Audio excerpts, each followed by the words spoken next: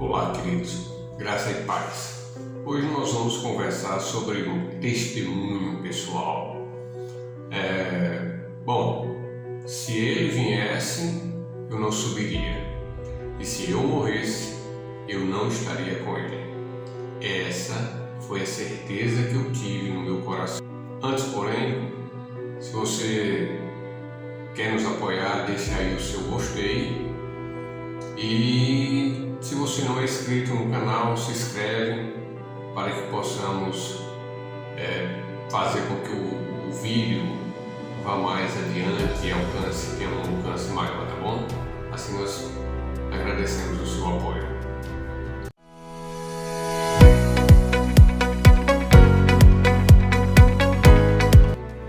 Então, queridos, eu fui criado num lar evangélico. Eu cresci indo à igreja evangélica. Lembro que quando criança eu ficava nos pés da minha mãe brincando de carrinho. E eu fui crescendo, eu ali assistindo aquele trabalho, mas como toda criança que chega na fase da adolescência e começa a descobrir o mundo, não é? Eu comecei a fazer amizades e comecei a experimentar algumas coisas do mundo, não coisas profundas, coisas de criança, né? Mas que começaram a me afastar mais da igreja. Eu não fazia questão de ir para a igreja. Quando eu tinha mais ou menos 14, 15 anos, eu não tinha irmão, tinha só uma irmã e um primo, Ricardo, ele de Recife. Nos víamos anualmente nas férias.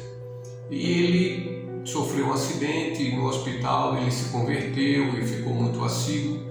Ele foi passar lá uns dias conosco, lá em João Pessoa, e nós fomos à igreja, fui à escola dominical, achei muito interessante. E aquela experiência dele era como se fosse um irmão mais velho. Quando ele voltou, foi embora para Recife, eu falei assim, cara, eu vou para a igreja e eu vou ficar assíduo, né, à igreja. E eu fiquei, a partir daquele momento eu me afastei mais das coisas que eu procurava, como ir para a festa no clube, estava procurando já algum indício de beber, de querer estar com cigarro, essas coisas assim que os adolescentes vão conhecendo, né? E passei a ir para a igreja. E eu fiquei então dessa idade de 14, 15 anos até os 17 anos indo para a igreja. Mas havia um porém, né, que eu não era convertido, não é?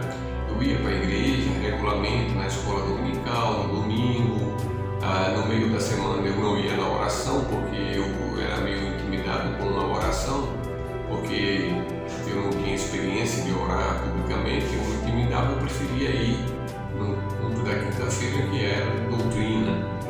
Comecei a fazer algumas amizades, gente boa da igreja, na Igreja Presbiteriana Central, em João Pessoa, não é?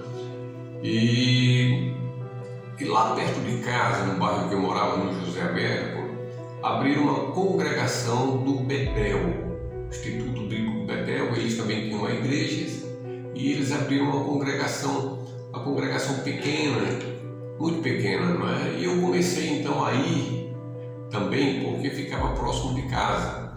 E aconteceu algumas coisas interessantes comigo, é que sempre que eu ia num culto e que tinha convite, apelo, né, chamado apelo, eu ficava em dúvida, eu ficava me questionando, com vontade de levantar a mão e tal, e não entendia aquilo que estava acontecendo comigo, mas também não conversei com ninguém.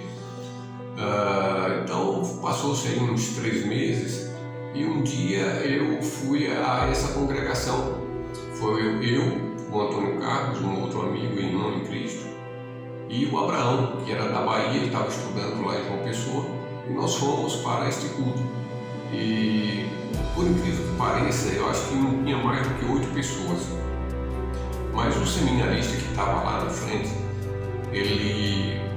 8 a 10 pessoas, ele fez questão de quando terminar, ele ainda fez o apelo, né? Eu achei muito interessante, porque quando tinha pouca gente, né, talvez ninguém fosse fazer o apelo, mas ele fez um apelo.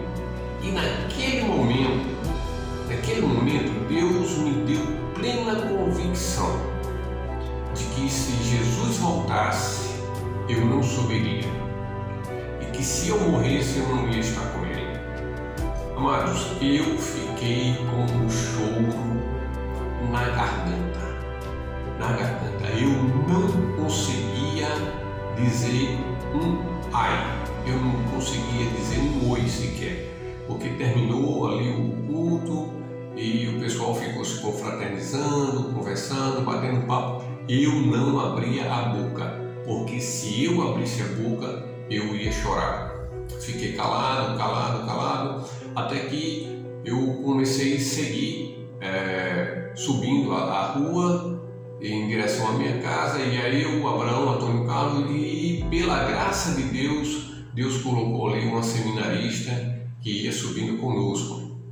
E quando chegou a uns 70 metros da minha casa, eu não aguentei, eu caí no choro no meio da rua, mas não era chorinho, era choro de quem?